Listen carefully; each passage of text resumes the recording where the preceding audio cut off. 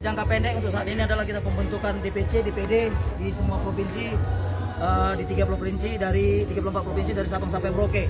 Itu untuk target kita, mudah-mudahan sampai dengan akhir tahun ini bisa terbentuk, karena saat ini kita sudah terbentuk di 16 provinsi. Untuk program jangka panjang, kita tentu akan melakukan kegiatan-kegiatan yang dimana kegiatan ini bisa melibatkan masyarakat orang Batak yang menjadikan kegiatan itu menjadi kegiatan pemersatu. Baik itu kegiatan sosial dan lain-lain. Pesan atau nasihat singkat buat anggota DPD ataupun ketua perwakilannya, apa pesan singkat dan nasihatnya Pak untuk memajukan Pemuda Batak Bersatu ini? Pesan kami, terutama dari saya Ketua Umum Pemuda Batak Bersatu, memberikan pesan pertama, tetap rendah hati, jaga solidaritas, jaga nama baik Pemuda Batak Bersatu dengan tetap melakukan kegiatan-kegiatan sosial, membantu orang-orang Batak yang memang kita ketahui atau kita dapat informasi sedang kesusahan, yang memang harus kita bantu. Jadi tetap konsisten dalam melakukan kegiatan sosialnya.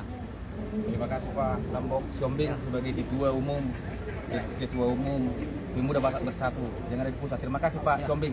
Satu lagi Pak, Komandan. Iya Pak. Pemuda Batak Bersatu ini kan identik dengan secara kolektif bangsa ya. Artinya ada yang Muslim, ada yang Nasrani, ada yang lain-lain, ada yang. Jadi artinya bagaimana kira-kira untuk mempersatukan, mengakomodir semua ini Pemuda Batak ini. Gimana kira-kira?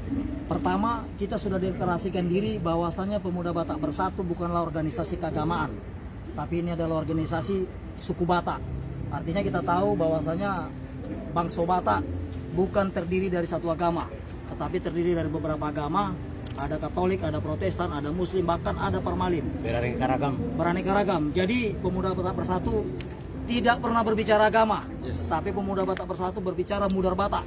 Jadi siapapun Mudar Batak yang dari Nampuak, kami harapkan bisa bergabung ke Pemuda Batak Bersatu ini, menjadikan wadah ini menjadi wadah pemersatu orang Batak.